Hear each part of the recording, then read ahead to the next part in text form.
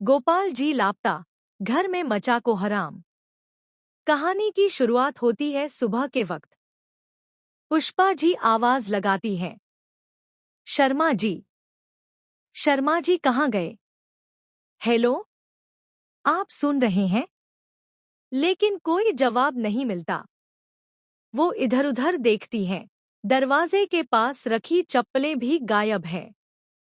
घबराई हुई पुष्पा जी फिर फोन उठाती हैं और कांपते हाथों से अनु को कॉल करती हैं। बेटा, तेरे पापा घर पर नहीं हैं। पता नहीं कहाँ चले गए हैं। कुछ समझ में नहीं आ रहा। कहीं कुछ। अनु के हाथ से फोन लगभग गिर जाता है।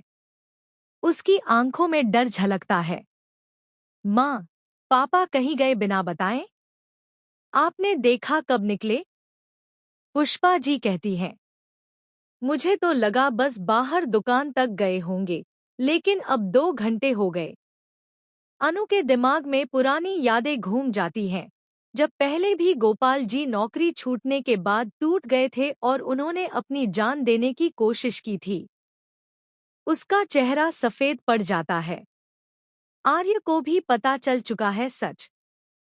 दूसरी तरफ आर्य अपने ऑफिस में बेचैन घूम रहा होता है। वह अपने असिस्टेंट झंडे से कहता है, मुझे कुछ गड़बड़ लग रही है झंडे। अनु कुछ छुपा रही है। उसके घर में कुछ बड़ा हुआ है। झंडे जवाब देता है, सर, मैंने पता किया। अनु के पापा की दुकान में आग लगी थी। आर्य वहीं रुक जाता है, गुस्से और चिंता से भरकर कहता है, और उसने मुझे बताया तक नहीं। इतनी बड़ी बात छुपाई उसने। तभी उसकी माँ कमरे में आती है और कहती है, बेटा, शायद वो इसलिए नहीं बताई क्योंकि वो नहीं चाहती कि तुम परेशान हो। लेकिन इस वक्त उसे तुम्हारी जरूरत है। जाओ, उसके साथ रहो।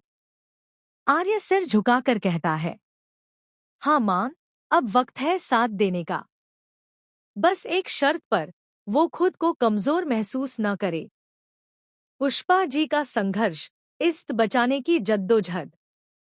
वहीं अनु की मम्मी पुष्पा जी अब घर चलाने के लिए कुछ भी करने को तैयार हैं।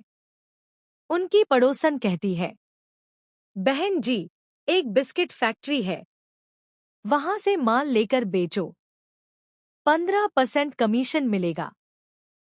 पुष्पा जी कहती हैं, ठीक है, काम कोई छोटा बड़ा नहीं होता।